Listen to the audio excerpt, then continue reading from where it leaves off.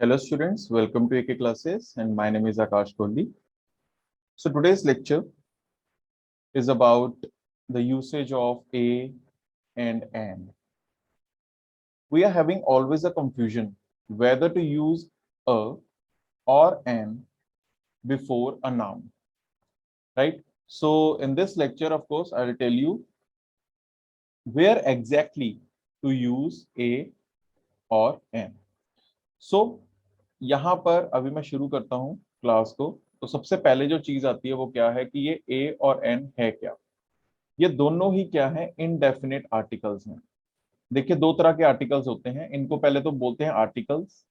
Articles, ARTICLES, articles. Article अगर हम mathematics की भाषा में देखें तो उसको किसी भी थिंग को कहा जाता है, समान को कहा जाता है। तो इसी तरह से ये भी आर्टिकल्स हैं इंग्लिश में, जो है किसके आगे लगते हैं, किसी ना किसी नाउन के आगे लगते हैं। उसकी काउंटिंग बताने की बजाय, फॉर एग्जांपल टू पेन्स, हम बोल देते द पेन्स। अब मैंने काउंटिंग नहीं बताई पर वैसे पता लग गया कि ये प्लूरल थे। अ पेन, पता लग गया कि सिंगल पेन था।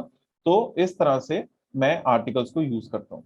अब ये दो तरह से है, तरह के होते हैं, एक होते हैं इंडेफिनेट आर्टिकल, एक होते हैं डेफिनेट आर्टिकल। तो जो इनडेफिनेट आर्टिकल है वो उसकी कैटेगरी में आते हैं ए और एन, और जो डेफिनेट है वो आता है द। डेफिनेट आर्टिकल और इनडेफिनेट आर्टिकल में अगर बात करूं तो ये उसके साथ लगता है जब कोई भी चीज या नाउन कह लीजिए उसके बारे में एग्जैक्टली या वो डेफिनेट नहीं है, मतलब उसकी तरफ इशारा नहीं किया जा रहा, कोई भी चीज हो सकती है वो। और द में उसकी तरफ यूज किया जाता है जब हमें पता है कि वो हम पर्टिकुलर किसी पर्टिकुलर चीज के बारे में बात कर रहे हैं, तो हम लगाते हैं डेफिनेट आर्टिकल।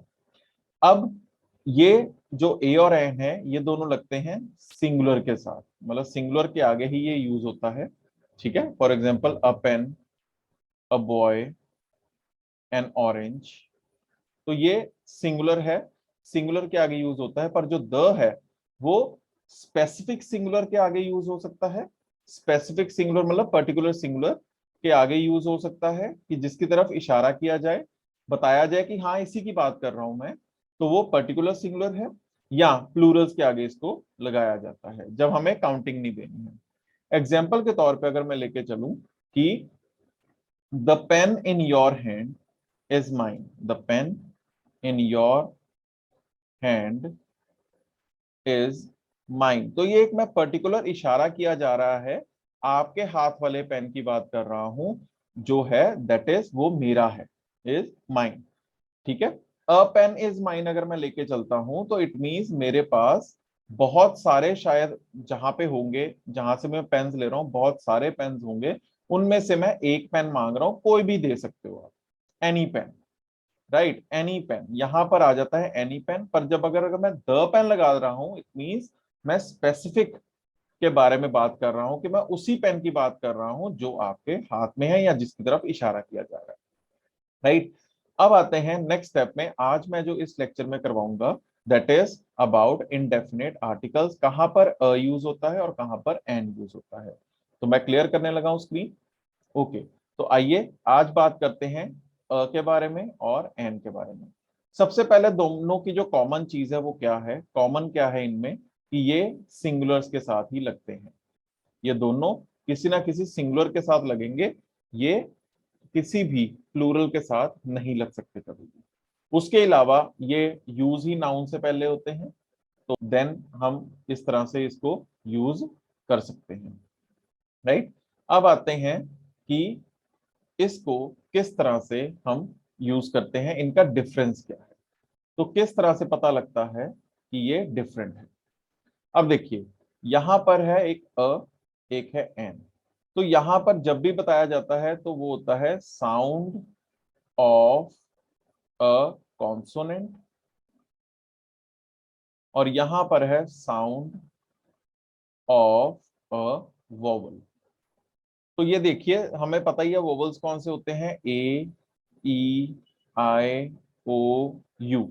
ये मेरे पांच हैं वोवल्स, और ये है कॉन्सोनेंट्स जो इनको छोड़ के, मतलब total A B C D में अगर मैं अल्फाबेट्स की बात करूं तो अल्फाबेट्स में मेरे पास टोटल है 26 अल्फाबेट्स हैं मेरे पास, जिनमें से 5 ये हैं, तो 21 जो बच गए, BCDFGH JKL MNP QRST VWXYZ, ये जो सारे बच गए हैं वो क्या है, कॉन्सोनेंट्स की कैटेगरी में आ जाते हैं।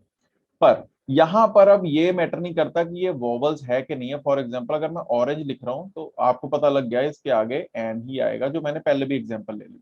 यही अगर मैं यूनिवर्सिटी ले रहा हूं, अब है ये यू है, पर इसके आगे फिर भी क्या लगेगा, अ यूनिवर्सिटी। अब उसका रीजन क्या है, मैं रीजन बताने वाला हूं, जो आज तक आपने कभी भी नोटिस नहीं किया होगा।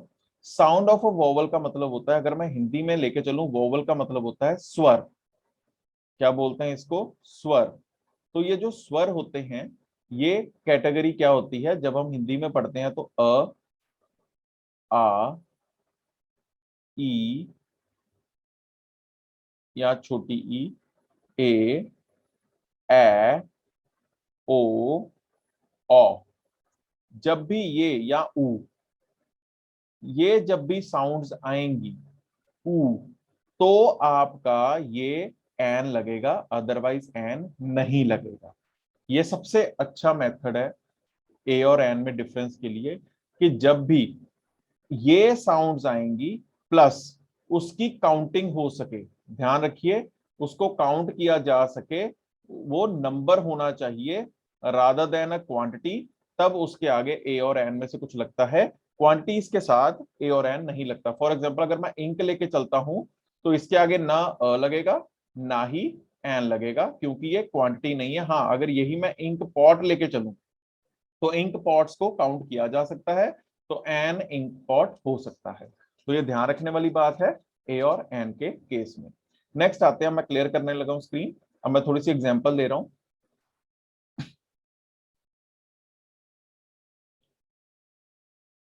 तो ये देखिए, यहां पर मैंने डैश डाली है, यहां पे मैं लिख रहा हूं, जैसे मैंने सबसे पहले लिखा यूनिवर्सिटी, नेक्स्ट लिखा वन आइड मैन, नेक्स्ट लिखा यूरोपियन,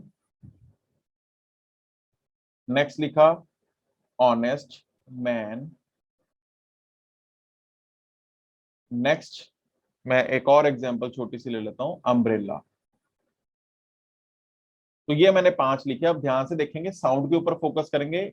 इसको मैं बोल रहा हूं यूनिवर्सिटी, तो सबसे पहले जो मेरे मुंह से आवाज निकली दैट इज यू, यूनिवर्सिटी। तो यू सबसे पहले निकल रहा है मेरे मुंह में से, तो इसका इसका मतलब क्या है, य की साउंड है, तो इसके आगे लगेगा a university. One eyed man, अब देखिए चाहे है ये ओ है, चाहे ओ है, बट साउंड के टाइम पे ये आवाज दे रहा है वन, व की साउंड दे रहा है, तो ये भी क्या हो जाएगा, अ वन आइड मैन। इसको भी अगर मैं बोल रहा हूं तो ये मैं बोल रहा हूं यूरोपियन, तो फिर से यू की आवाज आ रही है, तो अ यूरोपियन कंट्री बोल सकते हो या कुछ भी आप ले सकते हो। ऑनेस्ट, अब ध्यान से देखिए, इसको मैंने सबसे पहले आवाज क्या है मेरी, ऑनेस्ट। हॉनेस्ट नहीं बोलता हूं मैं, इसको बोलता हूं ऑनेस्ट, तो ये हो गया एन ऑनेस्ट।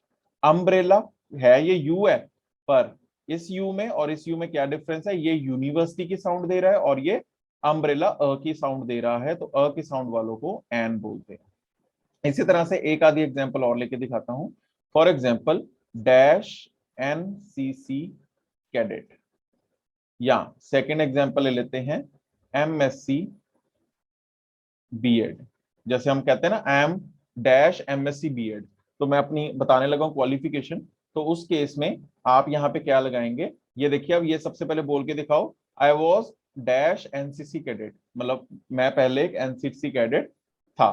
ठीक है, तो उसके हिसाब से एनसीसी, तो अब ध्यान से देखिए, इसको एन जब बोल रहे हो तो ये न नहीं साउंड कर रहे हो, ए न, एनसीसी इस तरह से आप साउंड कर रहे हो, तो ए, सबसे पहले ए की आवाज आ रही है, तो ए न, एन सी सी, तो ए की आवाज आई तो इसके आगे एन ही लगेगा, एन एनसीसी कैडेट। इसी तरह से एमएससी बीएड है, तो सबसे पहले फिर से आपके मुंह से जो साउंड निकल रहा है वो है एम, ए, तो फिर से ए की ही साउंड आ रही है, ये भी आएगा एन।